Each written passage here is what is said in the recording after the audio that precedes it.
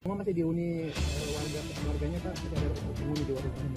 Ya, untuk rumah daripada saudara AKBP AH ini saat ini dihuni oleh keluarga yang bersangkutan, dan pada saat kita melakukan penggeledahan tadi ditemani oleh istri daripada AKBP AH dan juga anak-anaknya, termasuk juga dari kepala lingkungan di sekitar ini. Demikian. Ini Pak, Ya. rekaman CCTV-nya masih ditemukan Pak. Ya, tadi kita sudah geledah CCTV daripada rumah AKBP AH, dan saat ini kita hanya temukan receiver ataupun decoder dari CCTV. Tetapi menurut keterangan daripada pemilik rumah, decoder tersebut sudah lama mati. Tapi akan kita cek, uji secara laboratorium forensik. Senjata laras panjang ada Bang? Ya.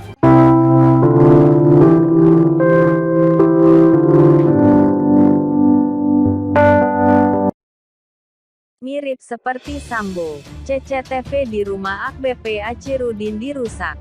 Korban ditodong pistol, dipukuli, kepala digesek ke aspal. Kembali terjadi. CCTV di rumah AKBP Achirudin rusak saat penganiayaan terjadi. Demokrasi.com. Kembali terjadi. Modus CCTV rusak ketika sebuah kasus melibatkan oknum kepolisian kini terulang pada kasus penganiayaan yang dilakukan anak AKBP Achirudin Hasibuan. Direktur Ditreskrimum Polda Sumut Kombes Pol Sumaryono mengatakan penyidik telah mengamankan sejumlah bukti yang terkait dengan penganiayaan tersebut. Pengamanan bukti dilakukan usai menggeledah rumah mewah Achirudin Hasibuan. Dalam penggeledahan itu, salah satu bukti yang diamankan yaitu CCTV. Namun sudah tidak berfungsi. Kita melakukan pencarian CCTV di lingkungan sekitar rumah AKBP-A. Tadi sudah digeledah CCTV di rumah AKBP-A.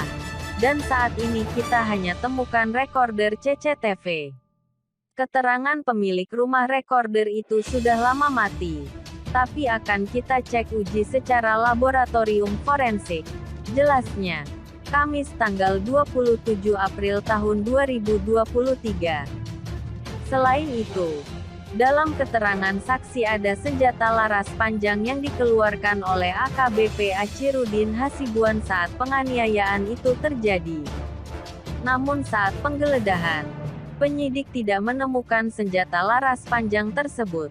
Jadi beberapa barang bukti yang diamankan untuk keterangan saksi mengatakan ada senjata laras panjang.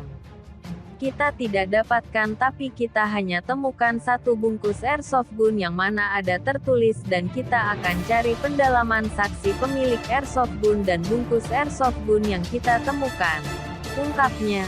Saat ditanyakan apakah penggeledahan dilakukan sekaligus untuk mendalami kepemilikan harta yang tidak wajar milik Achirudin, Sumaryono mengaku penyidikan masih fokus pada kasus penganiayaan. Penyidik secara gabungan kita fokus kepada penyidikan tindak pidana saat ini yaitu pasal 351 dan indikasi pasal 170 KUHP, terangnya. Sebelumnya, Aditya Hasibuan, anak dari Achirudin Hasibuan, menganiaya mahasiswa bernama Ken Admiral gara-gara masalah chatting seorang wanita. Awalnya Aditya Hasibuan menyetop mobil Ken Admiral di SPBU Jalan Ring Road Medan pada Rabu tanggal 21 Desember tahun 2022 sekitar pukul 22 waktu Indonesia Barat. Di sana korban dipukuli dan mobilnya dirusak.